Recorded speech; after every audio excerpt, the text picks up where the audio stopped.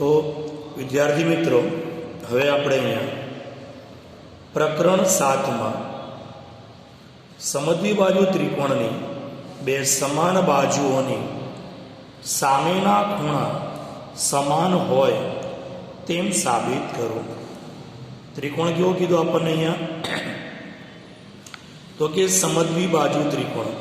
તો સમજો કે આપણી પાસે અહીંયા એક ત્રિકોણ છે. આ એક ત્રિકોણ છે. અહીંયા ત્રિકોણ એ બી અને સી. તો ત્રિકોણ એ બી સીમાં આપણે એનો પક્ષ લખીએ અહીંયા પ્રમેયની અંદર. તો કે પક્ષમાં કે ત્રિકોણ એ બી સીમાં એ બી બરાબર શું છે અહીંયા? તો કે એસી છે. તો કે એ બી અને એસી એ બંને બાજુઓના માપ કેવા છે? તો કે સરખા છે. બંને બાજુના માપ કેવા છે? સરખા છે. હવે આપણે સાબિત કરવાનું છે કે બે સમાન બાજુઓની સામેના ખૂણા, મતલબ આ એબીની સામેનો ખૂણો કયો? સી, અને એસીની સામેનો ખૂણો કયો? બી. એ બંને ખૂણા કેવા બતાવવાના? સરખા. તો સાધ્ય શું આપણી પાસે અહીંયા? તો કે ખૂણો બી બરાબર ખૂણો સી. એ આપણે અહીંયા સાબિત કરવાનું છે. તો હવે એની સાબિતીમાં ધ્યાન આપો. અહીંયા આની સાબિતીમાં, આને પ્રમેય કહેવાશે. તો જે સાબિત કરવાના છે તે પ્રમેયમાં, તો એની સાબિતીમાં તો આપણે અહીંયા લખીએ કે ત્રિકોણ એ બી સીમાં, સમજો અહીંયા કે ત્રિકોણ એ બી સીમાં ખૂણા એનો દ્વિભાજક રચીએ. કોનો દ્વિભાજક અહીંયા? તો કે ખૂણા એનો દ્વિભાજક. દ્વિભાજક એટલે શું થાય? કે ખૂણા એના બે સરખા ભાગ કરે. તો ત્રિકોણ એ બી સીમાં ખૂણા એનો દ્વિભાજક રચો. ખૂણા એનો દ્વિભાજક શું કરીએ? અહીંયા રચીએ. હવે ત્રિકોણ એબીસીમાં ખૂણો એનો દ્વિભાજક જે બીસીને ડી બિંદુમાં છેદે છે. શું છે અહીંયા? કે જે બીસીને શેમાં છેદે છે? અહીંયા તો કે ડી બિંદુમાં છેદે છે. ડી બિંદુમાં છેદે છે. કોનો દ્વિભાજક કીધો આપણે અહીંયા? ખૂણા એનો દ્વિભાજક. મતલબ કે આ જે બે માપ છે એ બંને માપ કેવા થશે? અહીંયા સરખા થશે. બંને માપ કેવા થશે? અહીંયા સરખા. તો એનાથી બે ત્રિકોણ બન્યા. ત્રિકોણ બી એ ડી અને બીજો ત્રિકોણ કયો બન્યો? તો કે સી એ ડી. આપણી પાસે બે ત્રિકોણ બન્યા અહીંયા. તો અહીંયા ધ્યાન આપે કે ત્રિકોણ બી એ ડી અને ત્રિકોણ સી એ ડીમાં કઈ કઈ વસ્તુ સરખી છે એની વાત કરીએ અહીંયા. તો કે બીએડીમાંથી એ બી અને સીએડીમાં એસી એ બંને માપ કેવા છે? સરખા છે. જે આપણે પક્ષમાં કીધું હતું. શેમાં કીધું હતું? એ પક્ષમાં. બીજી વસ્તુ અહીંયા કીધી કે ખૂણા એનો દ્વિભાજક એટલે કે ખૂણો બી એ ડી અને ખૂણો સી એ ડી એ બંને ખૂણા પણ કેવા છે? સરખા. ખૂણો બી એ ડી બરાબર ખૂણો સી એ ડી એ બંને માપ પણ કેવા છે? અહીંયા સરખા છે આપણી પાસે. બરાબર. આપણા જે રચના કરીને કે ખૂણા એનો દ્વિભાજક રચીએ એનાથી આ બે માપ કેવા થયા? સરખા થયા. એટલે અહીંયા લખાય કે રચના પરથી. બરાબર. હવે બીજી વસ્તુ કે બંનેમાં એક સામાન્ય બાજુ આવી. કઈ આવી? એડી. તો કે એડી બરાબર એડી, જેને શું કહેવાય? તો કે સામાન્ય બાજુ અથવા સામાન્ય ભુજ. તો આપણી પાસે શું થયું? બાજુ ખૂણો બાજુ, બાજુ ખૂણો બાજુ એટલે બાકુબા શરત. તો કે બાકુબા શરત મુજબ, બાકુબા શરત મુજબ આપણી પાસે અહીંયા ત્રિકોણ બી એ ડી એકરૂપ ત્રિકોણ કયો થયો? તો સમજો અહીંયા એની એકરૂપ કોણ છે એ, તો અહીંયા વચ્ચે એ છે તો અહીંયા પણ વચ્ચે કોણ આવે એ. બીજું એ બી એકરૂપ કોણ છે એસી, તો અહીંયા એ બી, તો અહીંયા એકરૂપ કોણ આવે એસી. છેલ્લે વધ્યું કોણ ડી, તો મતલબ ત્રિકોણ બીએડી એકરૂપ ત્રિકોણ સીએડી થાય. આ બંને ત્રિકોણો કેવા થાય એકરૂપ થાય. તો હવે આ બંને ત્રિકોણો એકરૂપ થાય તો એનો મતલબ શું થયો અહીંયા, તો કે આનો મતલબ આપણી પાસે અહીંયા કે બી એ ડી સંગતતા સી એ ડી કેવી બને છે, તો કે એકરૂપતા થાય છે. આ સંગતતા કેવી થાય એકરૂપતા થાય. હવે જો આ સંગતતા એકરૂપતા હોય તો આપણે અહીંયા ખૂણો એ બી ડી, આના ઉપરથી પણ ખૂણો એ બી ડી, તો ખૂણો એ બી ડી બરાબર શું બને અહીંયા. હવે જો અહીંયા એ બી ડી લીધો મતલબ બીજો પહેલો ત્રીજો, તો અહીંયા પણ બીજો પહેલો ત્રીજો મતલબ શું થાય અહીંયા એ સી ડી. એ બંને ખૂણા કેવા થાય સરખા થાય. તો હવે આપણે આખું લખી શકીએ અહીંયા એ માટે ખૂણો એ બી સી બરાબર ખૂણો એ સી બી, એ બંને ખૂણા કેવા થઈ ગયા સરખા થઈ ગયા. માટે અહીંયા લખાય કે ખૂણો બી બરાબર શું અહીંયા ખૂણો સી, જે સાબિત થાય છે. આ પ્રમાણે આપણને પરીક્ષાની અંદર પૂછી શકે કે સમદ્વિ બાજુ ત્રિકોણની બે સમાન બાજુઓની સામેના ખૂણા પણ કેવા હોય સરખા. એટલે જે બે બાજુઓ સરખી હોય એની સામેના ખૂણા પણ કેવા થાય સરખા થાય. બરાબર. હવે જે આગળ છે પ્રમેય નંબર 7.3 કે ત્રિકોણના સમાન ખૂણાની સામેની બાજુઓ પણ કેવી હોય સમાન. સમજો કે આપણી પાસે અહીંયા આ જે ત્રિકોણ છે, ત્રિકોણ કયો અહીંયા એ બી અને સી. તો અહીંયા સમજો કે ત્રિકોણ એ બી સીમાં ખૂણો એ બરાબર ખૂણો બી બરાબર ખૂણો સી હોય. ખૂણો સી છે, ત્રણેય ખૂણા કેવા કીધા છે તો કે સમાન છે. તો એની સામેની બાજુ પણ કેવી થાય સરખી. માટે સમજો અહીંયા કે ખૂણો એ આપણે અહીંયા લખીએ કે જો ખૂણો એ બરાબર ખૂણો બી, એટલે કે ખૂણો એ અને ખૂણો બી સરખા હોય તો ખૂણા એની સામેની બાજુ કઈ તો કે બીસી, અને ખૂણા બીની સામેની બાજુ કઈ તો કે એસી. તો બીસી બરાબર શું થાય એસી થાય. એ જ રીતે સમજો અહીંયા કે ખૂણો બી બરાબર શું હોય ખૂણો સી હોય, એટલે કે ખૂણો બી અને ખૂણો સી સરખો હોય તો બીની સામેની બાજુ કઈ એસી અને સીની સામેની બાજુ કઈ એ બી, એ પણ સરખી થાય. હવે જો બીસી બરાબર એસી હોય અને એસી બરાબર એ બી હોય તો માટે અહીંયા શું થાય તો કે એસી બરાબર એ બી બરાબર બીસી. માટે મતલબ શું છે અહીંયા કે જો ત્રણેય ખૂણા સરખા હોય તો એની ત્રણેય બાજુઓ પણ કેવી થાય સરખી થાય. આ યાદ રાખવાનું કે જો ત્રણેય ખૂણા સરખા હોય તો એની ત્રણેય બાજુઓ પણ કેવી થાય સરખી થાય. એવી જ રીતે એટલે એના ઉપરથી પ્રમેય આવ્યો કે જો એક ત્રિકોણની ત્રણેય બાજુઓ બીજા ત્રિકોણની ત્રણેય બાજુઓને સમાન હોય તો આ બંને ત્રિકોણો પણ કેવા થાય એકરૂપ થાય. હવે આપણે સમજો કે આપણી પાસે અહીંયા ત્રિકોણ છે, ત્રિકોણ એ બી સી, અને અહીંયા ત્રિકોણ કયો છે પી ક્યુ આર. તો અહીંયા સમજો કે એ બી બરાબર પી ક્યુ હોય, બીસી બરાબર ક્યુ આર હોય, એ બી બરાબર પી ક્યુ, બીસી બરાબર ક્યુ આર અને એસી બરાબર પી આર હોય. શું હોય એસી બરાબર પી આર હોય. બરાબર. તો એનો મતલબ શું થયો કે જો બધી બાજુઓ સરખી છે તો શું થશે તો કે એના ખૂણા બી કેવા થશે.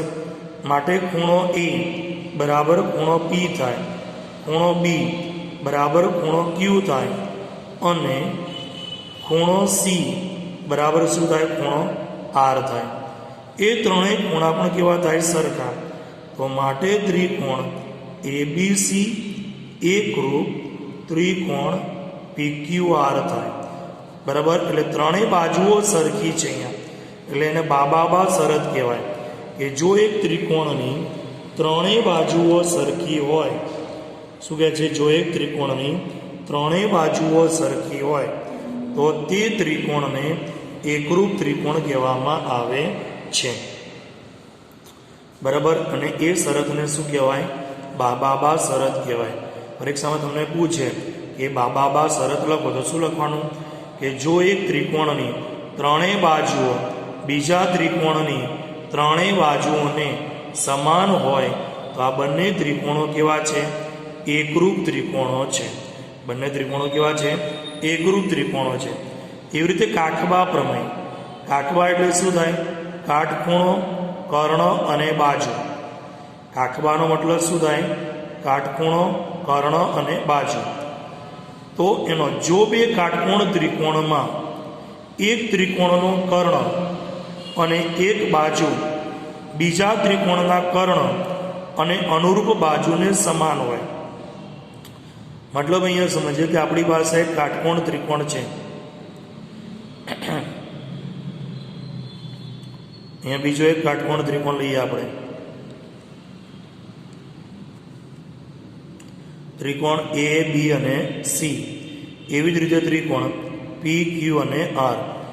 જો બે કાટકોણ ત્રિકોણમાં, આ કાટકોણ ત્રિકોણ છે, ત્રિકોણ એબીસી અને ત્રિકોણ પી ક્યુ આર કેવા ત્રિકોણ છે? તો કે કાટકોણ. એમાં એક ત્રિકોણનું કર્ણ એટલે કે એસી અને એક બાજુ એટલે કે બીસી, બીજા ત્રિકોણના કર્ણ એટલે કે પીઆર અને અનુરૂપ બાજુ બીસી અને અનુરૂપ બાજુ કોણ? ક્યુઆર. આ કેવા હોય? સમાન હોય. તો આ બંને ત્રિકોણો કેવા છે? એકરૂપ ત્રિકોણો છે.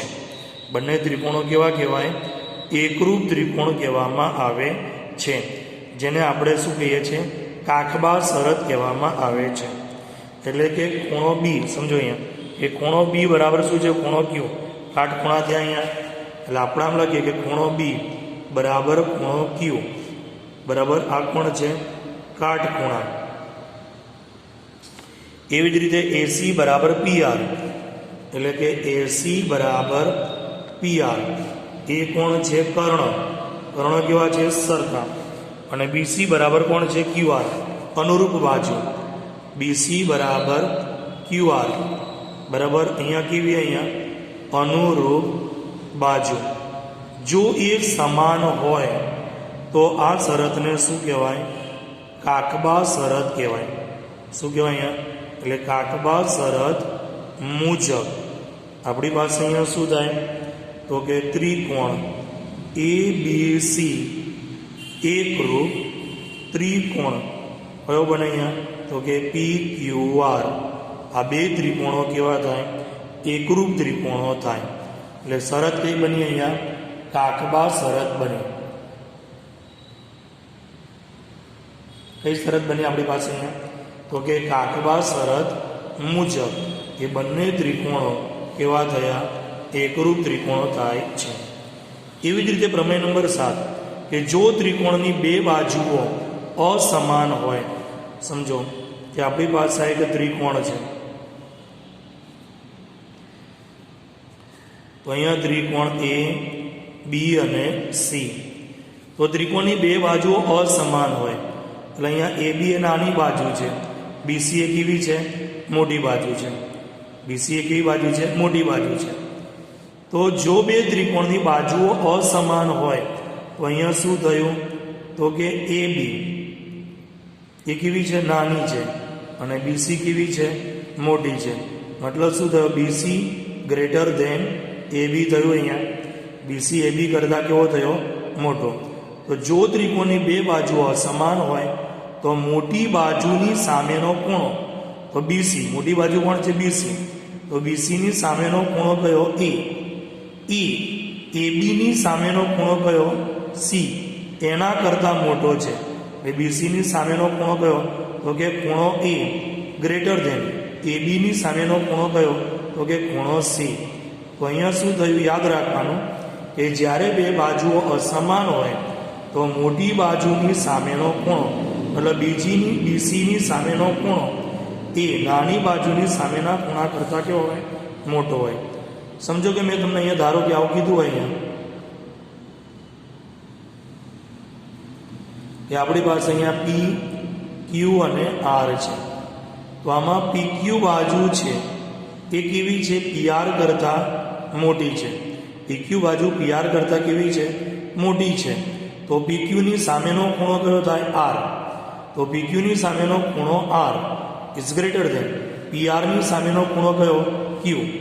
તો ક્યુ કરતાં કેવો થાય? તે મોટો થાય. એટલે આ નિયમ છે યાદ રાખવાનો કે જ્યારે બે બાજુઓ અસમાન હોય તો મોટી બાજુની સામેનો ખૂણો મોટો અને નાની બાજુની સામેનો ખૂણો નાનો. મોટી બાજુની સામેનો ખૂણો કેવો હોય? મોટો હોય અને નાની બાજુની સામેનો ખૂણો કેવો હોય? નાનો હોય. હવે અહીંયા કોઈ પણ ત્રિકોણમાં સૌથી મોટા ખૂણાની સામેની બાજુ કેવી? આનાથી ઉલટું.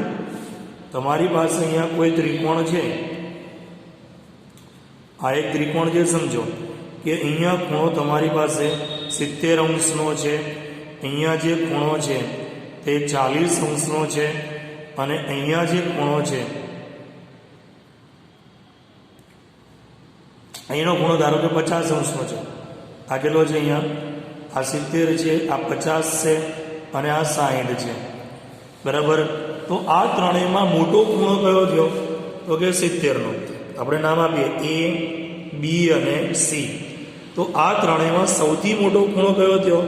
તો કે ખૂણો બી. અને સૌથી નાનો ખૂણો કયો થયો? તો કે ખૂણો સી. તો અહીંયા શું કીધું કે કોઈ પણ ત્રિકોણમાં સૌથી મોટા ખૂણાની સામેની બાજુ, તો સૌથી મોટા ખૂણાની સામેની બાજુ કઈ? એસી. અહીંયા સૌથી મોટો ખૂણો કયો? તો કે ખૂણો બી. એ કોના કરતા? કે ખૂણા સી કરતા મોટો છે. સૌથી મોટો ખૂણો બી અને સૌથી નાનો ખૂણો સી. તો ખૂણા બીની સામેની બાજુ કઈ? તો કે એસી. અને ખૂણા સીની સામેની બાજુ કઈ? તો કે એ બી. તો કે એસી છે તે એ બી કરતાં કેવી બને? મોટી બને. એટલે અહીંયા મોટા ખૂણાની સામેની બાજુ મોટી, નાના ખૂણાની સામેની બાજુ કેવી થાય? નાની થાય. આ આપણે યાદ રાખવાનું છે કે મોટા ખૂણાની સામેની બાજુ કેવી? મોટી અને નાના ખૂણાની સામેની બાજુ કેવી થાય? નાની થાય. બરાબર. એ જ રીતે ત્રિકોણની કોઈ પણ બે બાજુઓનો સરવાળો ત્રીજી બાજુ કરતાં હંમેશા કેવો હોય? વધારે જ હોય. તો જ તે ત્રિકોણ કહેવાય. તમારી પાસે અહીંયા આ ત્રિકોણ છે. સમજો અહીંયા કે ત્રિકોણ એ, બી અને સી. આનું માપ 5 સેન્ટીમીટર, આનું માપ 6 છે અને આનું માપ ધારો કે 7 છે. તો સૌથી મોટું માપ કોનું છે? એસીનું. પણ હવે કીધું કોઈ પણ બે બાજુઓનો સરવાળો. તમે કોઈ પણ બે બાજુ લો અહીંયા તો એ બી વત્તા એસી. બરાબર. તો એ બી વત્તા એસી કરો તો કેટલા થાય? કે 5 વત્તા 7 બરાબર કેટલા થાય? 12 થાય. તો એ ત્રીજી બાજુ કરતાં કેવો હોય?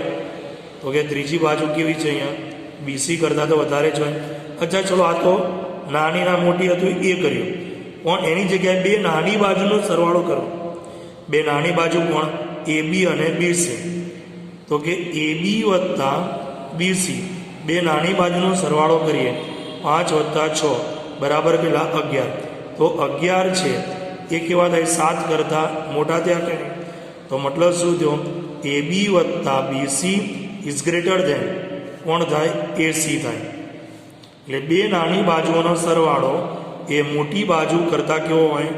અધિક હોય છે. આ યાદ રાખવાનું કે બે નાની બાજુઓનો સરવાળો એ મોટી બાજુ કરતાં કેવો હોય? અધિક હોય, મતલબ વધારે હોય છે. બરાબર. તમારી પાસે આમ હોય. સમજો અહીંયા કે ત્રિકોણ પી, ક્યુ અને આરમાં આપણી પાસે આ માપ 8 છે, આ માપ 6 છે અને આ માપ કેટલું છે? 4. તો અહીંયા બે નાની બાજુ કોણ? તો કે પીઆર અને ક્યુઆર.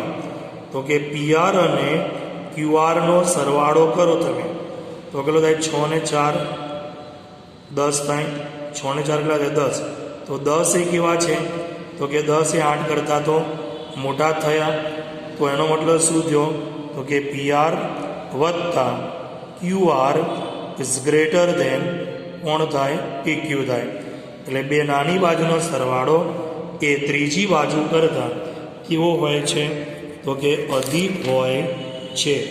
આ આપણે યાદ રાખવાનું છે, બરાબર. એટલે અહીંયા તમારો થિયરી સેક્શન પૂરો થાય. આ ચેપ્ટરમાંથી આપણે માત્ર ને માત્ર થિયરી ભણવાની. આમાં શરતો આવી આપણી પાસે, કઈ કઈ શરતો આવી? બાબા શરત આવી, કાકબા શરત આવી, બાકુબા શરત આવી, બરાબર. એ શરતો યાદ રાખવાનો. મેં તમને પ્રમેય સમજાયો, એ પ્રમેય તમારે યાદ રાખવાનો, અને એની આ જે થિયરી છે એ થિયરી તમારે પણ યાદ રાખવાની રહેશે, અને એના પર આધારિત પ્રશ્નોના જવાબ તમને પૂછવામાં આવશે. આના પર આધારિત શું આવશે? અહીંયા પ્રશ્નોના જવાબ એ તમને આપવામાં આવશે.